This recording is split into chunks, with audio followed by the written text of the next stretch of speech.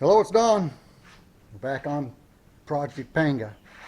So I earlier had said I think I'm going to do the bait well next, but I still haven't done it. Still haven't worked up the ideas that I had for cutting out the back of the boat, because that's where it's got to go.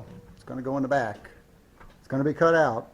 I had ideas for a round one, but then I second guessing myself. So we ended up getting a used T-Top, and I got it setting in place. It's one of these Fishmaster T-Tops. They're pretty affordable if you find them on the internet. They ship right to you. I was going to get one, and I come across a used one. So I was going to go across some of the finer points of installing one of these by yourself.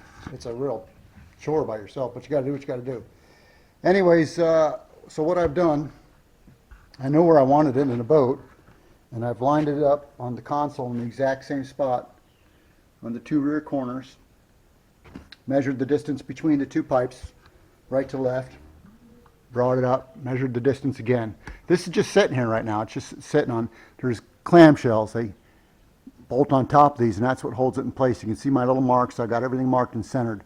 And the only thing keeping this from flipping backwards right now is that weight you see hanging in the center. Because obviously there's more T-top behind me than in front of me. But I'm all squared up now, and then I thought, well, you know, I found a couple of irregularities in this boat. What if that console isn't square with the boat?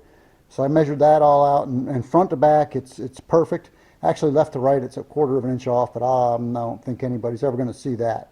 So the T-top square with the boat, that's important.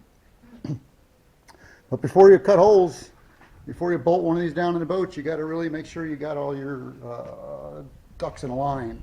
You know, little things that you don't want to overlook. Just get hasty to bolt it up and be done with it. So what I've done, right out of the gate, I got a rocket launcher in the back of the boat, and I want to make sure that I didn't have the T-top back so far that it would interfere with the rocket launcher. So I put an old pole I got in there and brought it up, and I say, you know what, that's good clearance. I can bring a pole in and out, and I like that. That's very good. And this gets me right to the back of the console here. Still got plenty of room to walk through. No problem. I got something to hold on to. I'm not going to grab it right now. Nothing's bolted down.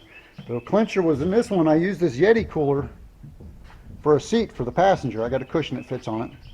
And it had to fit between them poles. I would have liked it. I could have set it up a couple inches narrower by putting the poles behind the leg.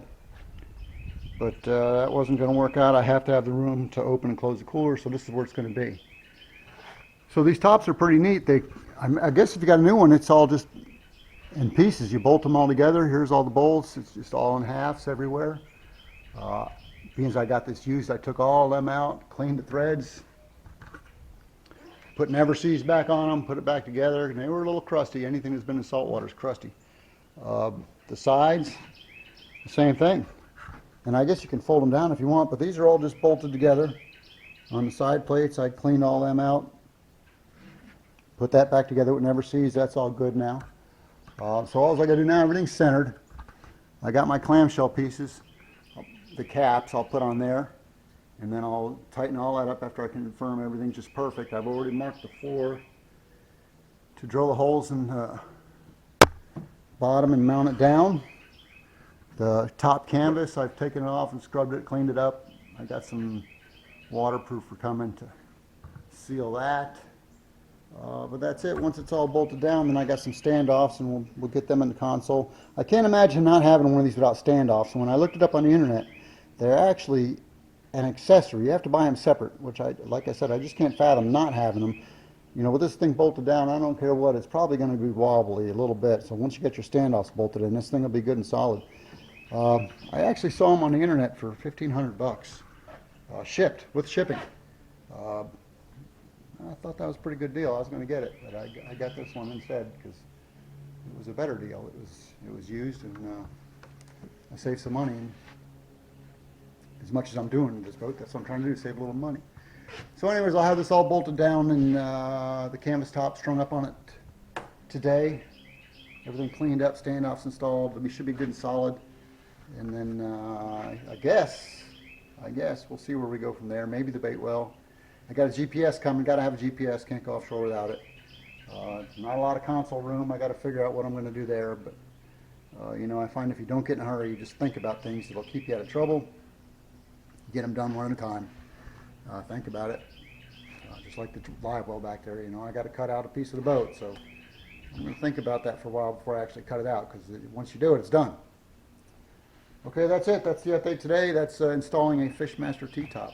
If you guys ever want one of them, I'm pretty impressed with it. It's pretty solid looking. It's all, I'll call it, they call it 1.90 or something. That's 2-inch tube. That's pretty respectable tube. That's good stuff.